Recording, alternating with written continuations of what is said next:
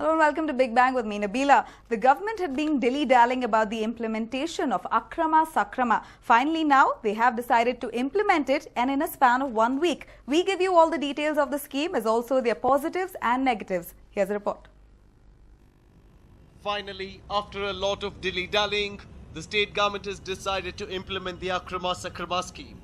In fact, the Urban Development Department had published the rules and regulations of this scheme in the Gazette notification on May 28, 2014. The government has fixed the rates with respect to buildings that come under BDA and BBMP and hopes to submit these rates before the High Court for its approval before June 6th. ಅಕ್ರಮ ಸಕ್ರಮತ್ತು rules frame ಆಗಿದೆ ಇನ್ನೇನು 1 or 2 days ಅಲ್ಲಿ announce ಮಾಡ್ತಾರೆ. Now let's take a look at the new rates being imposed as fines for different degrees of violation. For residential buildings, if the violation is 25%, a fine of 6% of the market value will be levied, while for a violation of 25 to 50%, a fine of 8% of the market value will be levied. The government has also fixed fines for commercial buildings. For a violation of 12.5%, a fine of 20% of the market value would be imposed, and for a violation of 12.5% and more, a fine of 35% of the market value. Moving on to agricultural land, the government has also decided on the fines to be imposed on such buildings which have been built on it without conversion. For every 60 square meters that comes under BDA, a fine of 40 rupees will be levied, while if it is BBMP limits, it is 30 rupees, and for other bodies, it is 20 rupees. If the area is between 60 square meter and 120 square meter, it is 160 rupees for land that comes under BDA limits, 80 rupees for BBMP limits, and 50 rupees for other bodies. And for violation beyond this, that is more than 120 square meters, it is 600 rupees for land that comes under BDA, 250 rupees for land under BBMP limits, and 150 rupees for other bodies. By the way, these rates apply to those buildings that came into existence before October 19, 2013. Now let's have a look at the positives of this scheme.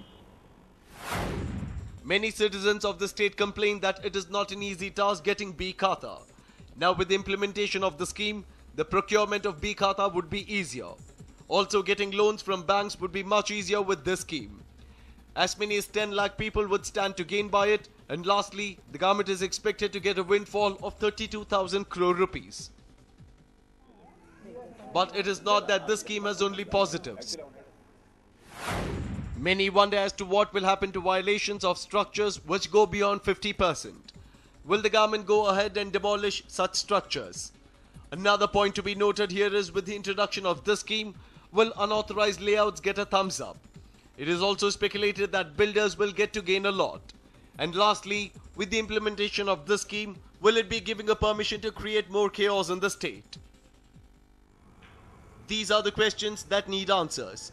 But has the government rushed to implement the scheme, keeping in mind the revenue aspect? Pramod for News9, Bengaluru.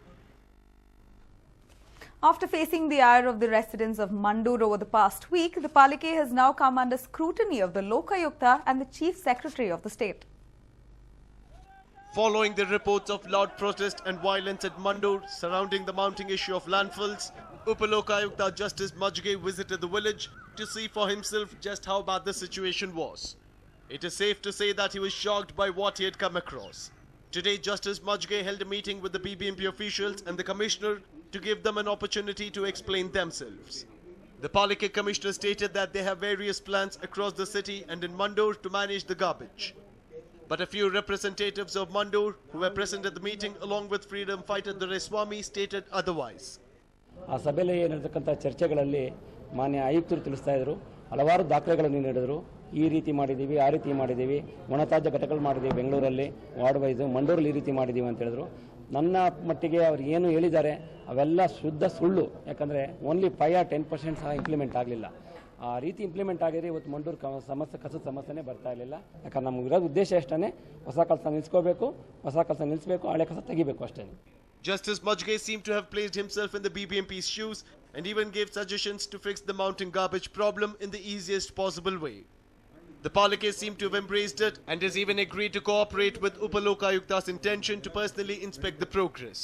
He was very patient and he has suggested to me that in addition to the projects which we have taken up, we should also look at the option of bioremediation. That is, Mandur waste has to be removed from there, converting into organic material and transferred to outside place. That also should be an possibility we should explore. We are positive about it. BBMP is keen that we should take up this project on a top priority. I am sure that with all these initiatives, the pressure on Mandur will minimize to a great extent. I am working towards that.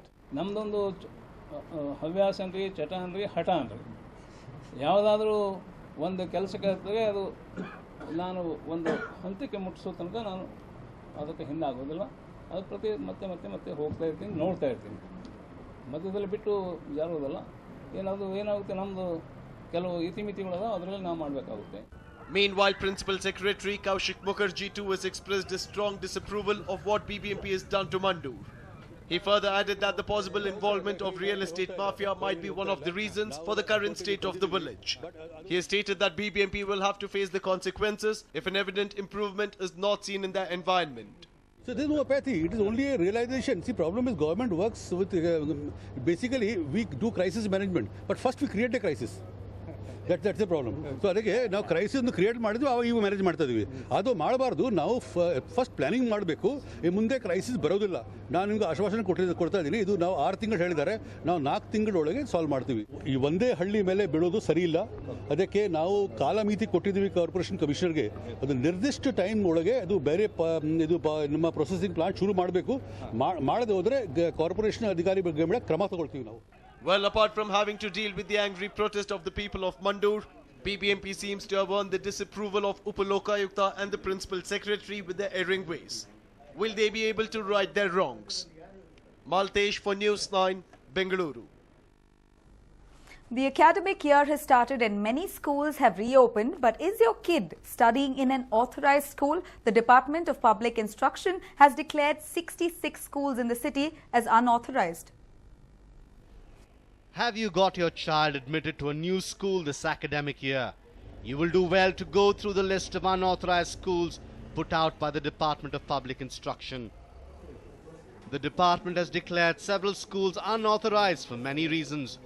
While many schools have failed to apply for recognition, others have been de-recognized for lack of infrastructure or failing to follow the norms of the department.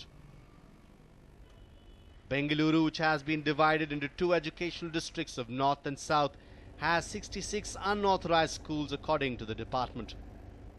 Don't have permission from the department, from the education department, and I'll request all the parents that don't admit your children to such schools because they don't have the basic facilities. Because when we sanction such schools, we look for basic qualification of teachers, rooms, and furniture, playground, in such facilities which is essential for the child growth. So we look for that. If suppose we find that such schools are not covering those facilities, then we reject them. And if we really will conduct inquiry, and if such schools are running, we'll book a criminal case against them, and we'll close such schools. And maybe if children are there, we can accommodate such children nearby different schools. But private school managements are crying foul over the department's action. They are questioning the department on why the list of unauthorized schools has been released so late when the academic year has already started. They have also questioned the methodology used by the department while terming a school unauthorized. Recognizing at this point of movement is very impractical because already the admission have closed in most of the schools and almost the schools have commenced.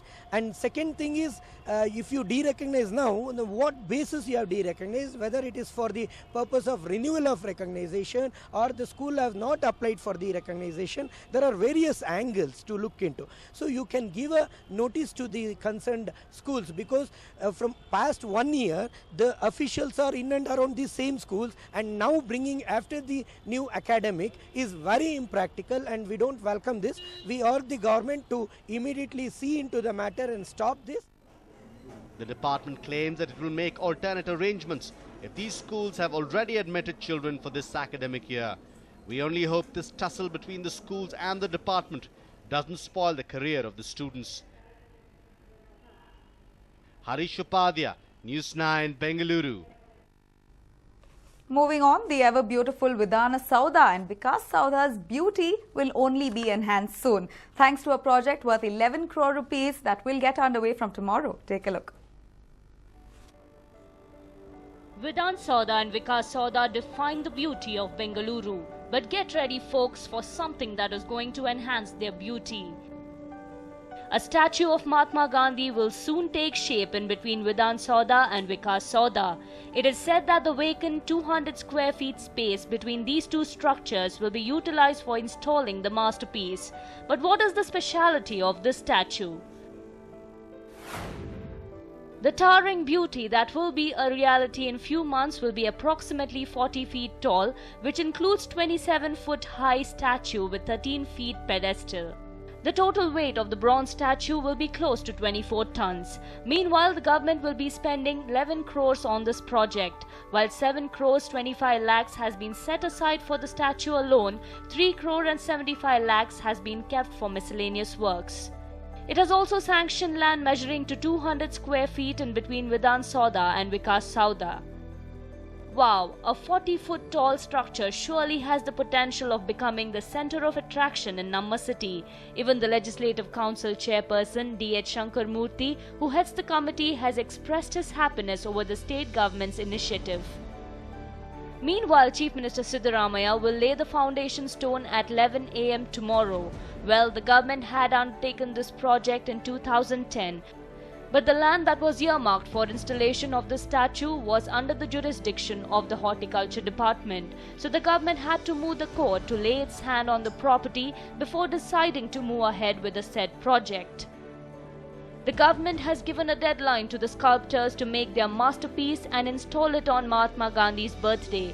But with just 3.5 months before Bapu's birthday, will the sculptors manage to meet the deadline?